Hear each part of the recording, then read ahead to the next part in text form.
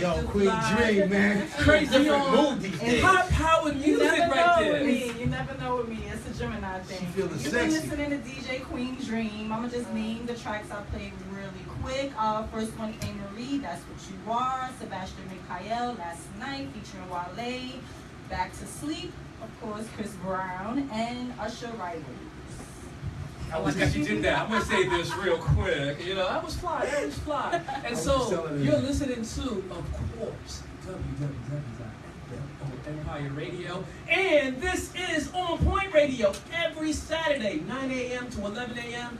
And we've decided that everyone needs a little more poetry in their life. You know, I mean, in these hard times, in these challenging times, you need poetry. You need lyrics. You need motivational words. And I am so proud. I'm just going to give her her government first name, because that's what I like to call her. But she got, you know how people with a little melanin, how they got 1,000 names. They got to change it up. You know, they got to live there, whatever. But she's a poetress extraordinaire. And can we have a warm OnPoint Radio round of applause for my girl Enid, Project Yeah. Here we go. God bless you all. Yes. It is an honor to get an invite to be here with you. We're glad you're here, you know? Yeah. Thank you. So we're going to get right into it. Well, you gotta mention the style first, man. A flavor? Yeah. Definitely the Latin flavor. Look at the camera right there. Right? Oh. The hair and the boots. Okay. With the hat. Glasses. Did she really get her foot up there? You got a lot of skills. Okay. All right. Stop with that. Okay. First. Yoga. I know she's a practitioner of yoga. Well, welcome to the show. I need for you to tell the people about yourself and how you transitioned from what you used to do into the poetry aspect. Because that's like a huge step. You know what I mean? I know a couple of poets, and for them to go from a 9 to 5 and say, you know what, I'm gonna just do poetry the rest of my life. Wow, that's crazy. Yes. I think it is anyway. It's so courageous. That's huge. Yes. So how did you make that transition? When did you make that transition? I did. It took a lot of self-building, self-checking, because I completed an RN registered nurse program. Oh. And at the end, it wasn't for me. I realized that's not my calling. And trying to mirror off my mother's image, you know, I always viewed her as this is a respectable, having a lot of integrity, compassion type of career to raise 3 daughters. I have 3 daughters. 21, 16, and 15. So, Whoa. You were that rebellious. So when you look in the mirror, do you get a reflection? all the time. Wow. You look great, Mom. Go ahead. Yes. Show these young girls how I to do it. actually lived vicariously through them since I was a young mom. I did put a lot aside to raise them. But now I can actually say, like, I'm reliving life. Like, Good for you. I never had a sweet 16 as an example. I never had a sweet 16. I've already had 2 in my life, and I'm headed for the 3rd. You know, just little things like that. Right. I've sent my eldest to Europe, 5 countries. The youngest is going to Ireland. We go soon on like a That's huge. music concert series. These are things I haven't even done for myself. Well, you know what, Enid? We never do this on the show, but we're going to do it right now with you and Ray. We're going to have a really quick something that I just conceived. I know it's it's called gonna be. a Latin moment. I want you and her to have a conversation very quickly in Spanish for our listening audience. And start. Mi nombre es Raybblin. ¿Cuáles son los nombres de tus hijas? Mi nombre es Enid, y los nombres de mis hijas son Tiana, Anís, and Lianla. Okay, Lianla. ¿Eso inventado? Yes, it was, sí, es inventado, pero yo estaba leyendo un libro cuando yo estaba en cinta de Ayana Van Sant. So, cada nombre de las 3 hijas mías tienen un letra del país. Oh, well, thank you, Enid. Yeah, I want to say thank you. A lot of people say I look like Denzel Washington. That's what I was going to say. That is amazing and warmed the cockles of my heart. I was going to thank you for having, me and Jeff, we look so good. I appreciate that. Exactly. So, translation. I got every 3rd word. I told her my name and I asked her for the names of her 3 daughters. And she explained What was it again? Well, you asked if the last question was the Lianla. was that made up? And I Like said, my name. And I said yes, it actually was. But I was reading Yana Von Sant's book when I was pregnant in Syria's. That I actually didn't complete it because I was upset with her. I had to let the book down. But each of my daughter's letters holds one of the letters to their dad. So, I was doing them things, I need like a T, a A, and now I need an L. So, I'm telling you, people of color, boy, we are so I know, colorful, right? That's right. Be colorful, man. Wait, let's talk about your name. Yes. Okay. Enid, believe it or No. not. Oh, no, No. not that one. Mother Wildflower. MuthaWildFlower. Yes. Well, us people of color. We love to have nicknames and names for our children and family members, and like we do now. Just nicknames.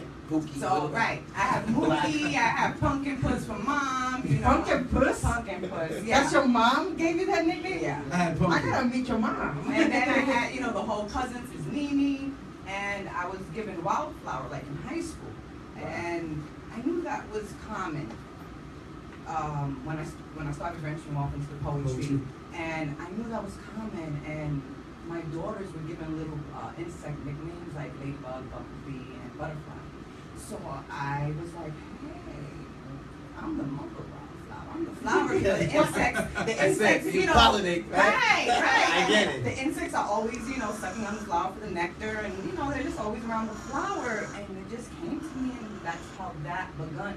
And then since I did it ebonic, because we're in this era, Right. and I was like, I need something catchy, not okay, mother. And then since Take your time. I can do that. Sometimes we can be. Oh. So I was just like, I didn't hear you. What you said? I didn't hear you. What you said? I actually say Mother Flower, Right. I say mother, father. So, No, I but say you know what mother, mean. Yeah, right. So I just played with it, and that's how it. I say Donald Trump. That's right. That's right. It is a Pineapple. word. Man, you a stupid Donald Trump. Pineapple. For real, hashtag Donald Trump, for Pineapples. real. So how did all this transition into poetry? Like, when did you know you had the aptitude to do that? So it started the last semester of nursing. I had to complete this, the requirements. I had to complete English class. And so I did some English literature, and we were studying short stories and the authors themselves. Right. So I got really intrigued, and I had all these books that I kept throughout the year. So I went to the professor and I said, listen, how do you get what's published? Because I wanted to do a poetry book. How do you go about that? And he said, well, always in the institution that you're in college now, he was like, would you try submitting them to the literacy journal? And I did, and one of them got selected. Time is titled The Inner Mind of Enid, and that got selected. And from there, I said, what?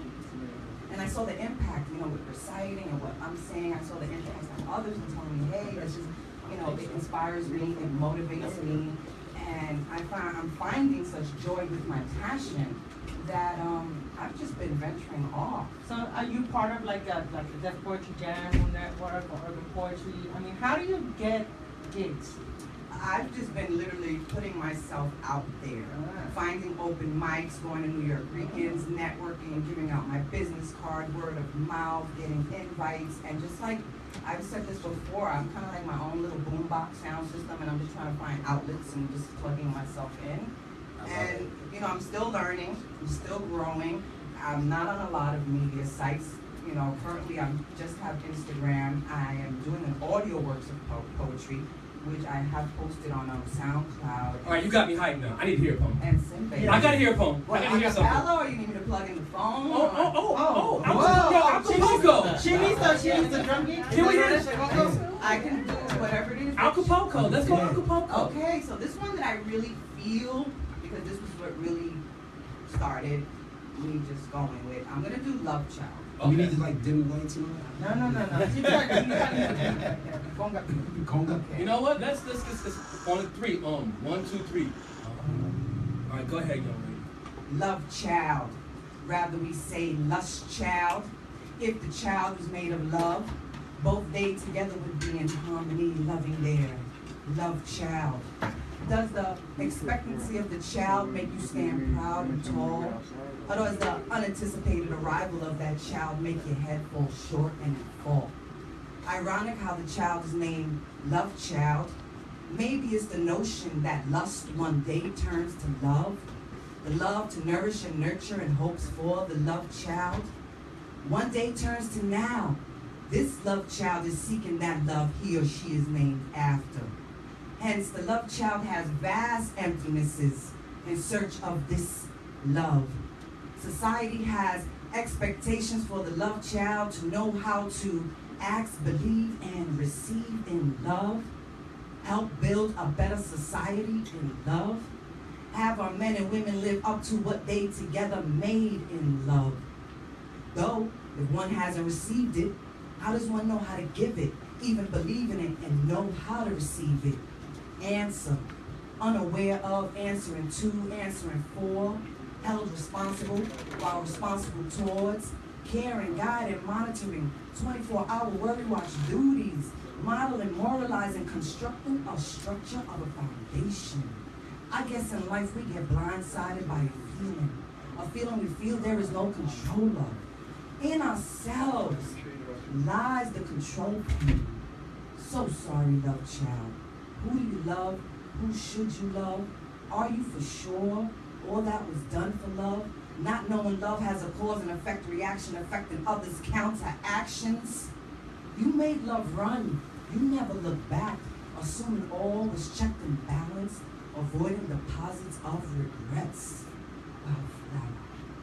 Whoa. Wow, you know, we had a previous guest, Violeta Galarza. Wow, yeah, Yes, she yes. has a dance school in East Harlem, in the barrio. Oh my gosh, first her story was about how she was she had her whole career, Juilliard, dancing, and then she had her son.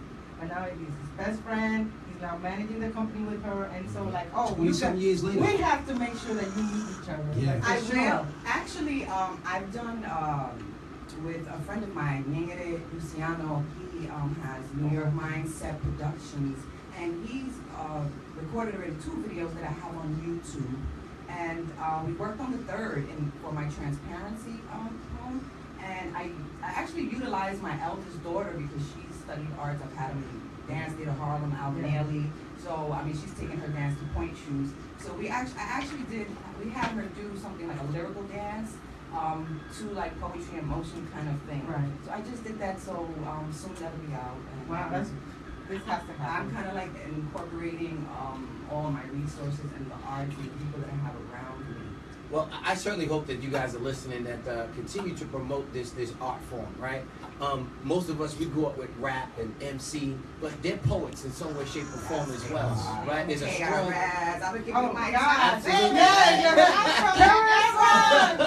Oh, I hit a chord. You see? I'm from that era, like, the bridge is over. The bridge is yeah. Hey. Boogie down, you know. Relax, represent. Yes. We're the originators, sorry. But you didn't make no money until Queens took it over. And it wasn't for the Bronx. Anyway, it was bad. It was actually that. Believe it or not, it was like seeing Tina Marie, listening to albums, her wordplay. KRS was impacted me from young. Eric B, MC Light, Queen Latifah. And they were conscious. They were positive. Right now, I'm sorry if I offend anyone. No. As being a mom and still, like I tell my daughters, I'm not one of those parents that say, hey, I've been around the block. No, because I'm still standing at the bodega. There you go. Exactly. You know, I'm still there. I'm still here. How you think you're going to come around? You know, so I'm in this era with them. I'm growing with them. And wow, I'm sorry, we're headed down some real dark alley. Yes. But I have to say, one of the things that I'm impressed about when I was reading your story, music was a big part of your life. And that, me personally, also being in music business, family and everything, I think that brings clarity to your life. It brings a whole bunch of things. Rest. I remember when I was, when you go through certain things, you kind of put a certain song on. Sure. Donnie Hathaway was my man. Like, Wow. yeah, he made me want to kill myself though, because the songs are so depressing, but I had to do it. You know what I mean? So I wanted to know who were some of your inspirations that when you are sitting home and you want to write, we get into poetry, right? Who do you actually put on? Depending on the emotions I'm going through, because we always go through some kind of like a wavelength. Right. Depending on what shoes I want to put on for the day. Like Fury Thomas? You know, like Sometimes. I could be on my DMX mode. That's me. Oh! That's me. Yeah. My husband actually took those CDs out the car. He says, you know, you're not allowed to listen to Oh the my CD goodness. back. She had the stop song. Wait, you know, No, wait. She was literally, where my dogs at? This is a woman that has learned how to work with millennials. That's what's up. How? Yeah, because you know that's always a question that he asks the old timers about how they deal with the new timers. Right. Within anything, you have to always, well, if you have an appreciation for art, it's not hard to be open-minded and want to learn or want to, you know, listen to something new. You always got to reinvent yourself with everything you do. That's true. That's In key. your relationship with your children, they hit certain age ranges, you know, the tactics you had when they were growing up, like just the look, sit there, don't move, as opposed to now, you really have to sit down and talk to your kids, and that's what's happening. We don't have our parents sitting at home, let me not get into that. But just got to reinvent yourself, stay current, stay learning. Absolutely. I went to a dance class, like just there was an 80-year-old woman, and I didn't even think, I thought she was 60, and when we got to talking after, she told me she's 80, she's doing hip hop and jazz. Get And, out of here. That's what's Don't up. love her. Living you know, life. I just have admiration for people who have that love life, you know, have this energy. It's all about positivity. It's not about letting your darkness define you. Like we all hit a rock bottom. We all go through a struggle. We all have to sacrifice at one time in our life. So I just found that building from that just creates strength. And I have a lot, I must say, everyone has different practices or preferences for their religion. But I am Christian. I've always been Christian, so I have a real strong foundation for prayer. So tell us, Believing, you know, believing in my God, Jesus, our, well, you know, whatever. what's next for MuthaWildFlower? What's next? Because poetry's like Yeah. music. It reaches everybody. It I reaches really, us I to would the love core. to have a book. I would Okay. like to venture out even with a children's story. 'Cause Ooh, I would Yeah. love to read that one. A children's story. Yeah. Continue to. I've even went to like a songwriters retreat in California. I wouldn't mind being like a ghostwriter too. You know, writing for others. Absolutely. So I can see don't that. know whatever God has in my path because I can envision certain things and that's probably not in my path. Well, see, then you must stay connected to this show because this show is about networking people. And we have so many people coming through the show that I'm sure will take some of your talents with you, collaborate on so many different other projects. We would love to have you back again too. And I must say, I should hope that there's more venues for poetry. Yes. So, you know, obviously we listen to a lot of stuff on the radio today. We don't know what they're saying. But when you were doing your piece and, you know, you could feel it, it's an outlet. And, you know, that whole acapella is really something that people can resonate. But before you leave, the song that says, Bronx is creating it, right? Because it's for him. I know What's where you're after going. that? Wait, Ronnie's creating it. Oh, wait. Brooklyn keeps on taking it, And Queens keeps on faking it. Yeah. All right, in the words of my ancestors, father of rap, hip hop, from Queens come kings. Who's that from, Kurt? Who's that from, Kurt? MuthaWild. MuthaWildFlower. MuthaWildFlower wrote that. Yes, she did. I have a question for you before you boogie. Let's say for some reason you could collabo in any medium. It could be a play, it could be a movie, it could be a sitcom. What would you like to lend your talent skills to and see it expand? Oh, why can't it be all three? I mean, but, you know, depending on who appreciates my work, who's enthusiastic, who gives me that energy, where's that connection with working with those persons. Who would you want to work with? Like, who is like right now? If you can pick someone to do a collaboration with, right? now? Music, I can talk. Let me tell you something about myself, guys. I don't have a television in my room. Maybe that's why I have too many kids. But no, I just have a radio. Give me music all day. Yeah, give me music. Reviews What are you laughing on at? radio are not shared with F.L.O. Empire. Okay, musically collabo, female artists. I love what Alicia Keys is doing now. Yeah. I really like that. Common. Can I give you a tip? This is what I see when I'm hearing this Kendrick stuff. Lamar. I see you Lauren. doing something similar to Hamilton. right? With Lin-Manuel, yeah. But somebody like, what was the Latin dude who came up to Congress and shot it up in Puerto Rico back in the day? Rafael Miranda. No, this guy, my favorite, God, he was into Karl Marxism. What was Yeah, that? no one knows Oh my about God. this dude. Oh, yeah. That could be like a Hamilton type piece. He's the first Puerto Rican to attend Harvard now. That could be a Hamilton piece. Pedro Luis Albizu Campos. There we go. Yeah, that's our girl again, baby I was about girl. to say that. I was about to say that. Yeah. So on count of three, we're gonna say goodbye to our girl. Amos. 1, 2, 3. Goodbye. MuthaWildFlower. You must come back next time. Until later. And bless us. I love it. Thank I'm you. gonna have Queen Dream do a jigga jigga jigga. I haven't heard a jigga jigga jigga jigga all day. No. Not from you. Yeah, yeah. Let me get it. Let me get it. Yeah. Yes, represent. Let that go. Let it go.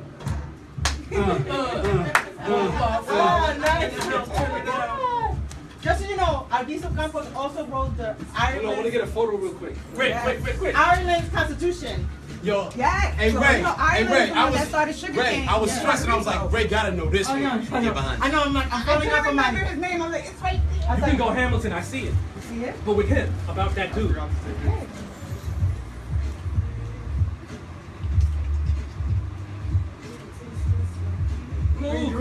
One more. Wait, you want One strike? more, Ray. You want strike? Yes, baby. Sorry.